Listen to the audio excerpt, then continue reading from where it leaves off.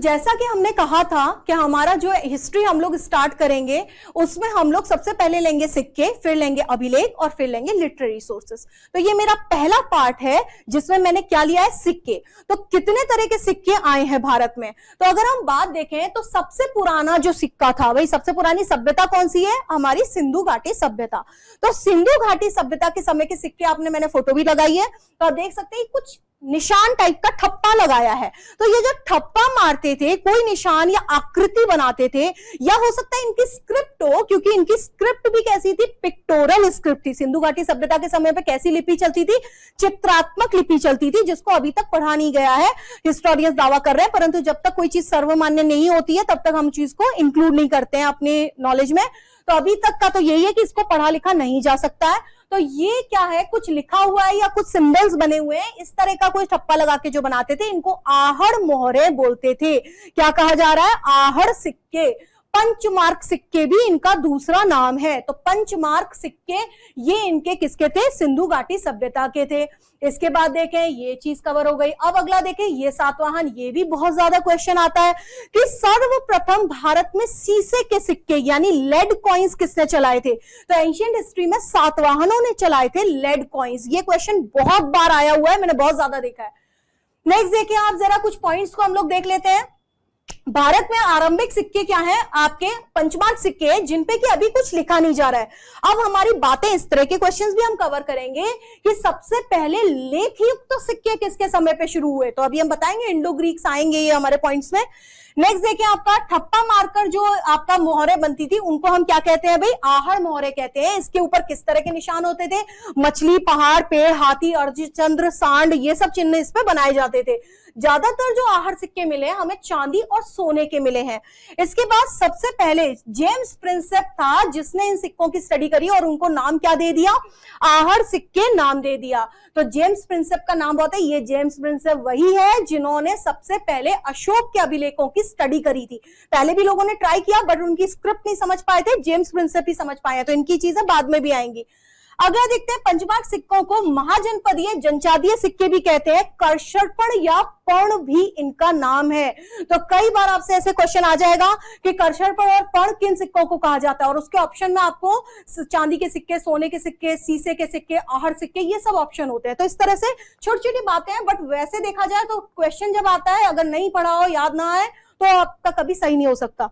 Next देखिए, मौर्य के पतन के बाद किसका उदय हुआ है, सातवाहन। सातवाहनों का भी बता ही दिया है, किसके सिक्के हैं, शीशे के सिक्के हैं। तो इन्होंने क्या किया भाई, सबसे पहले शीशे के सिक्के चलाए। पोटीन के सिक्के भी चलते थे, एक और धातु के चलते हैं, शीशे और पोटीन के सातवाहनों से संबंधित है। अगली बात आ रही है कि ये चंद्रगुप्त मौर्य का ही समय था जबकि इन्होंने सिक्कों का प्रॉपर ऑब्जर्वेशन शुरू किया, यानी कि राजा ने अपना रेगुलेशन एस्टैब्लिश कर लिया सिक्कों के निर्माण के ऊपर। उससे पहले कौन करते थे, व्यापारी वर्गों का काम था सिक्के बनाना, चलाना। परंतु अब क्या हो गया, राजकीय नियंत्रण स्थापित हो गया। तो राजकीय नियंत्रण स्थापित हुआ है, और ये जो व्यापारियों की संगठन है, इनको क्या कहा जाता है, श्रेणी या निगम। श्रेणी किसको कहा जाता था, जो व्यापारियों का समूह चलता है उसको श्रेणी कहते थे। तो उन लोगों ने सिक्कों का काल अपना शुरू करते थे, बट अब राजा का काल शुरू हो गया। अब देखते हैं कि मुद्रा और टकसाल का जो अध्यक्ष होता था मौर्य काल में, उसको क्या कहा जाता है, लक्षणाध्यक्ष। ये भी अपने आप में एक क्वेश्चन है कि लक्षणाध्यक्ष क्या था। लवणाध्यक्ष अलग है, लवणाध्यक्ष नमक डिपार्टमेंट के हेड को बोला जाता था, लक्षणाध्यक्ष सिक्कों के डिपार्टमेंट के हेड को बोला जाता है, जो कि क्या चेक करता था, सिक्कों की क्वालिटी चेक करता था। अब बोल रहे रूपदर्शक नाम का एक व्यक्ति था, ये परीक्षण करता था। ये भी यही है कि भाई आपका इंस्पेक्शन का काम करता है। सर्वाधिक आहड़ सिक्के मौर्य कालिक थे, और कहां से मिले हैं भाई, मौर्यों का पार्ट कहां पे रहा है, बिहार में रहा है। तो यूपी का बॉर्डर, ईस्टर्न यूपी और बिहार, वहां से हमें सर्वाधिक मौर्यकालीन सिक्के मिलते हैं। नेक्स्ट देखते हैं आप, अब ये बात कह रहे हैं कि आपका ग्रीक का प्रभाव शुरू हुआ। तो अब हमने दूसरा पार्ट क्या शुरू कर दिया है, ग्रीक्स का। तो ग्रीक्स के प्रभाव के समय में हमारे ये हिंद यवन सिक्के चले हैं, और ये क्या सिक्के हैं, जिनमें आप देख सकते हैं पिक्चर भी है और कुछ लिखा हुआ भी है। यानी कि चित्र वाले और लेख युक्त सिक्के, ये पीछे की बैक साइड की एक फोटो है सिक्के की जिसपे आप देख रहे हैं कुछ लिखा हुआ है, तो ये इंडो ग्रीक स्टाइल में लिखा हुआ है। तो क्या हो गया भाई, लेख युक्त सिक्के चलाने वाले सबसे पहले कौन थे? तो आंसर आपका क्या आता है, इंडो ग्रीक। तो देखिए ग्रीक के प्रभाव के कारण भारत में लेख वाले सिक्कों का प्रचलन शुरू हुआ। तो सर्वप्रथम लेख युक्त सोने के सिक्के किसने चलाए? इंडो ग्रीक ने चलाए। अच्छा, अब मैं यहाँ पे क्वेश्चन को थोड़ा समराइज करना चाहूंगी। कई बार ये क्वेश्चन आ जाता है कि सबसे पहले सोने के सिक्के भारत में किसने चलाए, ये आया हुआ क्वेश्चन है एनडीए का। तो ये आपका आंसर क्या आएगा, इंडो ग्रीक। दूसरा क्वेश्चन इसी में, पहला क्वेश्चन सबसे पहले किसने चलाए, अब आ रहा है सबसे शुद्ध सोने के सिक्के किसने चलाए। तो किसने चलाया? आपके कुषाण डायनेस्टी ने। तो ये आपका कनिष्क के काल से शुरू हुआ, आपका सबसे ज्यादा सोने के सिक्के और शुद्ध सोने के सिक्के चले। बाद में क्या हुआ, बाहर की जो फॉरेन इन्वेडर्स थे उन लोगों का अटैक बहुत शुरू हुआ, तो धीरे धीरे गोल्ड की क्वालिटी कम होने लगी। अब आपका बात आती है कि वृहद मात्रा में यानी कि भारी अमाउंट में और सबसे शुद्ध सोने के सिक्के किसने चलाए? तो आप बोलोगे कुषाण। दोनों वर्ड्स पे ध्यान दीजिए, भारी मात्रा में और शुद्ध सोने के सिक्के, कुषाण। थर्ड पॉइंट मेरा आता है कि सबसे वृहद क्षेत्र पर सोने के सिक्के किसने चलाए, यानी कि भारत का काफी बड़ा पार्ट जिसमें कि मेन करेंसी के तौर पे सोने के ही सिक्के चल रहे हैं। तो वहां पे कौन सा डायनेस्टी आती है मेरी? गुप्त डायनेस्टी। गुप्त डायनेस्टी में सोने और चांदी दोनों के सिक्के चलते थे। चंद्रगुप्त फर्स्ट जो थे उनके टाइम पे चांदी के सिक्के शुरू हुए थे। चांदी के सिक्के का नाम होता था रूपक और सोने के सिक्के का नाम होता था दीनार। तो ये जो दीनार और रूपक है ये आपका गुप्त में चले थे। हालांकि आम लेन देन का कौड़ियों से भी होता था विनिमय, यानी कि चीजों को सामान्य लेन देन कौड़ियों में चलता था। तो क्वेश्चन 3 कवर हो गए हमारे। पहला, फिर से रिपीट कर रही हूं मैं, पहला पॉइंट है सबसे पहले सोने के सिक्के भारत में किसने प्रचलित किए? तो आंसर है इंडो ग्रीक। दूसरा पॉइंट है मेरा सबसे शुद्ध सोने के और वृहद मात्रा में सोने के सिक्के किसने शुरू किए? तो आपको कुषाण डायनेस्टी। तीसरा क्वेश्चन है सबसे वृहद क्षेत्र पे सोने के सिक्के किसने शुरू किए? तो हमारा गुप्त डायनेस्टी आएगा। तो आप देखते हैं आपका वृहद स्तर पर शुद्ध सोने के सिक्के किसके हैं भाई? कुषाणों के हैं। विम कटफिसस द्वारा चालू हुए थे कुषाण के, और कनिष्क जो इनका बड़ा ही प्रोमिनेंट रूलर है उसके टाइम पे ये चीज और डेवलप हो गई थी। सर्वाधिक स्वर्ण मुद्राएं गुप्त शासकों द्वारा चलाई गई, जिन्हें स्वर्ण मुद्राओं को क्या कहते थे? दीनार कहते थे। चांदी का आपका जो है उसको क्या कहा जाता था? रूपक कहा जाता था। और आम लेन देन किसमें चलता था? कौड़ी में चलता था। नेक्स्ट आपका चांदी का जो सिक्का है वो सबसे पहले किसने चलाया था? चंद्रगुप्त सेकंड विक्रमादित्य ने चलाया था। और भारत में शक राजक जो रुद्र दामन द्वितीय है उनको हरा के शकों ने सिक्कों को वापस शुरू किया था, यानी कि हराकर शकों के सिक्कों को इन्होंने फिर से स्टार्ट कर दिया था। और पहले इनके अपने चांदी के सिक्के इन्होंने स्टार्ट किए थे, फिर गोल्ड कॉइन्स भी चले। तो ये गोल्ड और सिल्वर के कॉइन्स ही मेनली इनके प्रचलन में चलते थे। उसके अलावा इन्होंने आर्किटेक्ट के लिए भी काफी सारा योगदान दिया, जिसकी वजह से हम इसको गुप्त पीरियड को गोल्डन पीरियड भी कहते हैं। तो ये है हमारा, और कुछ पॉइंट्स देख लेते हैं इसमें सिक्कों के बारे में ही। सर्वाधिक सिक्के जो मौर्योत्तर काल में मिलते हैं, यानी कि मौर्यों के बाद जो सिक्के मिलते हैं वो आपके किस में मिलते हैं? तो वो मिलते हैं सीसे, तांबा, कांसा और चांदी और सोने के मिलते हैं। अब इंडो ग्रीक जो शासकों ने चलाया था, इन्होंने सबसे पहले एक तो लेख युक्त चलाया था, एक और काम शुरू कर दिया जो कि आगे भी चलता ही रहेगा, वो है देवी देवताओं की आकृति, यानी कि इंडियन गॉड गॉडेसेस वगैरह भी छपने लग गए। इन्होंने द्विलिपिक या द्विभाषिक यानी 2 भाषाओं में इनके सिक्कों पर चीजें लिखी जाती थी, ऐसे सिक्के भी चलाए। किसके द्वारा? डेमेट्रियस द्वारा चलाए गए। नेक्स्ट बोल रहे हैं गांगदेव कलचुरी जो है, जिसने आपका क्या किया था? उत्तर मध्य काल में स्वर्ण सिक्कों के विलुप्त हो जाने के बाद उत्तर भारत में इसने सोने के सिक्के फिर से प्रचलन में करवाए। तो ये भी एक इंपॉर्टेंट होता है। और इसके समय पे सिक्कों पर लक्ष्मी जी का अंकन है। अब इसका क्वेश्चन अभी तक में ये तो मैंने नहीं देखा डिफेंस के एग्जाम में, बट क्वेश्चन दूसरा मैंने देखा है कि जब गौरी भारत आया था, मोहम्मद गौरी, और आपको मालूम है कि उसने आया और उसने वॉर्स भी करे थे, तराइन का वॉर, तराइन फर्स्ट सेकंड, तो चंदावर का वॉर। तो हमारी बात ये आती है कि ये जो मोहम्मद गौरी के समय पे सिक्कों पर क्या प्रचलन था? लक्ष्मी जी का अंकन, सिक्के उसने नहीं बदले थे।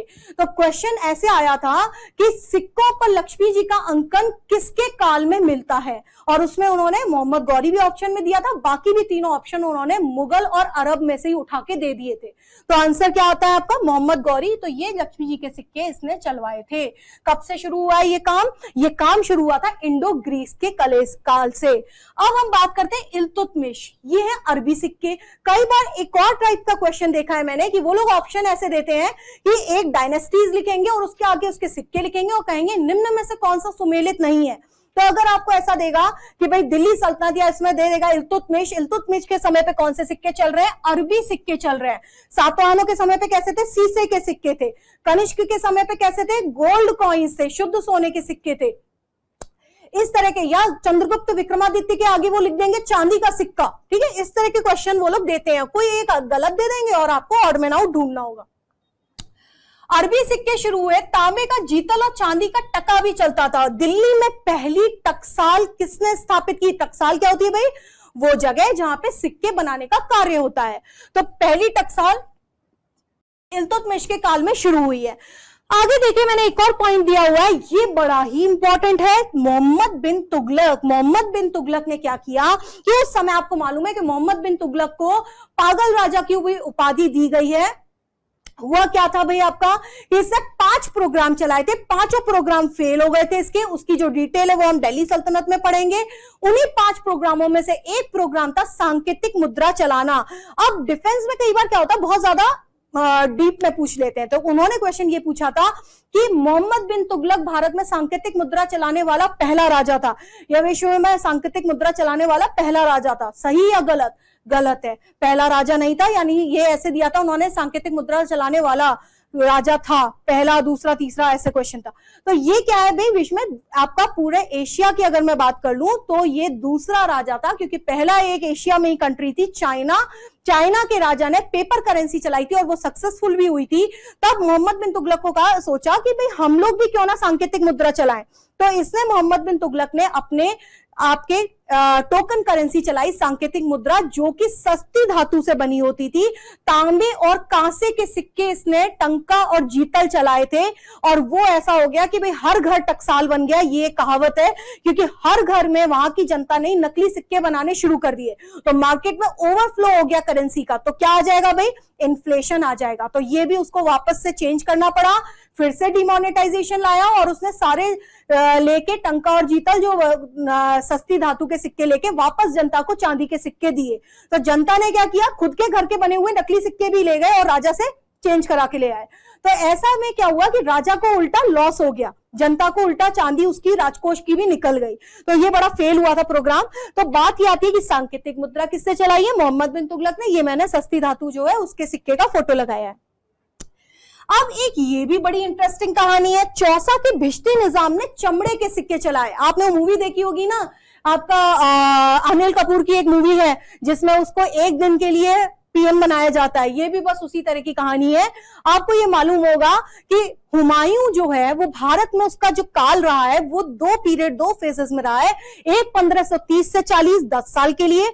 उसके बाद 1555 से 56। अब आप बोलो बीच में कौन आया? बीच में शेरशाह सूरी आया, सूरी डायनेस्टी आई। तो जब हुमायूं शेरशाह सूरी ने 2 युद्धों में हुमायूं को हरा दिया था। पहला युद्ध था चौसा या बिलग्राम का युद्ध, और दूसरा कौन सा था आपका? कन्नौज का युद्ध, कन्नौज या बिलग्राम। तो ये जो चौसा का युद्ध था 1539 में हुआ था, और उसके बाद में 1540 में हुआ है आपका कन्नौज का युद्ध। दोनों में हुमायूं हारा।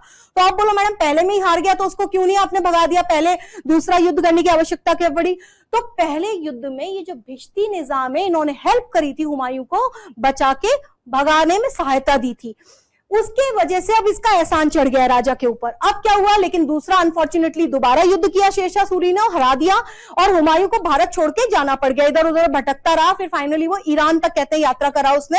जब वापस आया तो उसकी वाइफ थी, उसके साथ में उसका बेटा था, कौन? अकबर। ठीक है, वो एक काफी महान सम्राट बनेगा आगे चल के।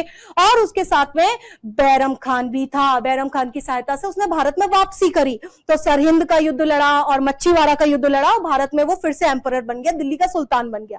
जब दिल्ली का सुल्तान बना तो उसको किसकी याद आई भाई? बिश्ती का निजाम, जिसने उसकी उस समय हेल्प करी थी, उसको बुलाया और उसको ऑफर किया कि मैं तुमको 1 दिन का राजा बनाऊंगा। कहते हैं कुछ हिस्ट्री की बुक्स में लिखा है कि 2.5 दिन के लिए, टोटल पीरियड उसका 2.5 दिन था, 2.5 दिन के लिए वो राजा बना।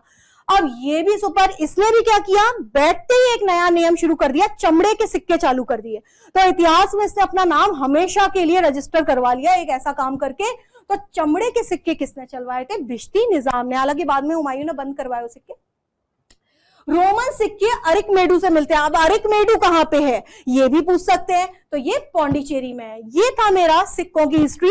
अगला पार्ट जो होगा वो हमारा अभिलेखों का है। जिस तरह से हमने सिक्कों की हर बात को कवर करा है, जितना पॉसिबल हो पाया, इसमें सारे क्वेश्चंस आपके कवर हो जाते हैं। इसी तरह से हम डिटेल स्टडी अभिलेखों की शुरू करेंगे, जिसमें हमारा मेन एम्फेसिस रहेगा अशोक के अभिलेख। तो नेक्स्ट पार्ट में हम लोग अभिलेख डिस्कस करेंगे। Thank you.